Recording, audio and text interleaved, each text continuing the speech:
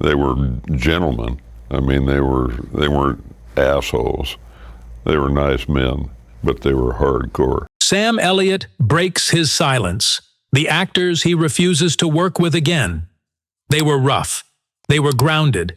And above all, real. That's how Sam Elliott describes the men he used to work with in Hollywood. No gimmicks, no fluff, just grit, talent, and the kind of silence that carried more weight than words. Now, at 80 years old, the Western icon who built a legacy on gravel-voiced wisdom and rugged characters is finally speaking out. And what he has to say? Well, it's not sugar-coated. Sam Elliott isn't looking to trend or to stir up drama, but after decades in the business, he's naming the actors and directors who, in his words, turned the craft into a circus. One, he calls a diva in boots. Another, all ego, no soul. So who made the list of stars he'll never share a set with again? Let's saddle up and find out. Benedict Cumberbatch. Too polished for the prairie. Back in 2021, Elliott lit a fire under Hollywood with a single interview, an unscripted, no-holds-barred takedown of The Power of the Dog. The Oscar-winning film was being hailed as a bold reinvention of the Western genre. But to Sam, it was a misstep, one that misunderstood the very soul of the frontier, and front and center in his criticism, Benedict Cumberbatch. Elliott didn't pull punches. He mocked the British actor's accent, posture, and polished tone, saying the performance felt like a costume party with accents. To him, it wasn't just miscast. It was fundamentally hollow. "What does a Brit know about growing up under a Western sky?" Elliott asked. "You don't read that in books. You live it." Cumberbatch never publicly responded, but word inside the industry is that the comments hit hard. The actor had poured months into the role, reportedly learning to ride, rope, and stay in character off-set. But for Elliott, authenticity isn't about effort. It's about essence. And no amount of training could make up for what he believed was missing. Nicolas Cage. More flash than fire.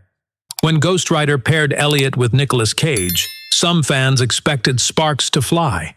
And they did. But not the kind anyone expected. Cage came in full throttle, delivering manic monologues, unpredictable energy, and the kind of theatrical style that made directors either fall in love or run for cover. Elliott? He kept it professional, but distant. Later, he reportedly described Cage's approach as more flash than fire, adding, "It's performance for the sake of noise, not truth." To Elliott, acting is quiet power. A stare, a pause, a presence that fills the screen without shouting. Watching Cage erupt into wild, eccentric scenes clashed with everything Elliott believed about storytelling. It wasn't rivalry, it wasn't envy. It was just a fundamental difference in what they believed the art form should be. Kevin Costner, Cowboy in costume. Kevin Costner may be one of the most recognizable faces in modern westerns, from Dances with Wolves to the television juggernaut Yellowstone. But Elliott remains unimpressed. To him, Costner's version of the cowboy is clean, calculated, and just too polished to be real. "He plays rancher like he's reading from a catalog," Elliott once said, according to a friend. "Looks good, sounds right, but it ain't lived in." Elliott even declined a cameo on Yellowstone, despite the show's massive success. He reportedly dismissed it as a soap opera in boots, suggesting that the series had glamorized a way of life it didn't understand. In Elliott's view, you don't earn the right to wear the hat just by putting it on. You have to carry the weight behind it. And Costner, despite his box office draw, simply doesn't. Jared Leto. Commitment or circus? Few modern actors are as committed or as controversial as Jared Leto. From sending rats to co-stars during Suicide Squad to refusing to break character for weeks on end, Leto has built a reputation for method acting pushed to its extremes. But Elliott isn't impressed. "He's turned acting into performance art," he reportedly told a friend. "It's a carnival act." Elliott values stillness, discipline, and the ability to disappear into a role. not dominate headlines with bizarre stunts. In fact, he once quietly walked away from a project that Leto later joined.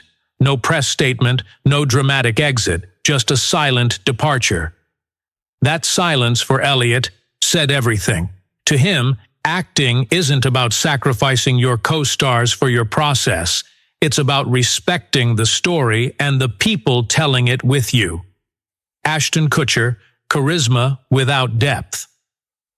When The Ranch paired Elliott with Ashton Kutcher, some thought the dynamic might surprise viewers, and it did.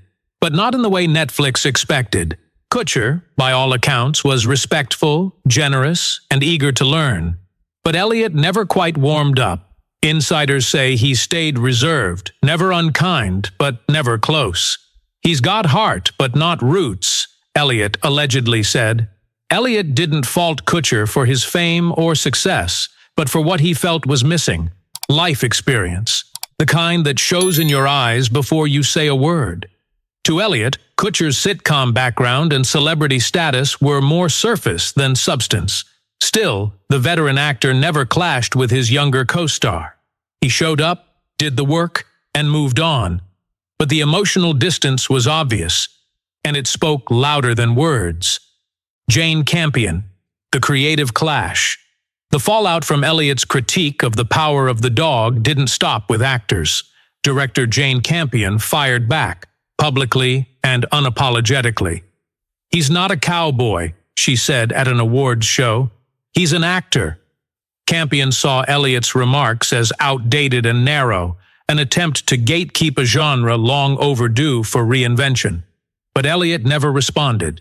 To him, the Western isn't a genre. It's a way of life, and he believed her version lacked soul.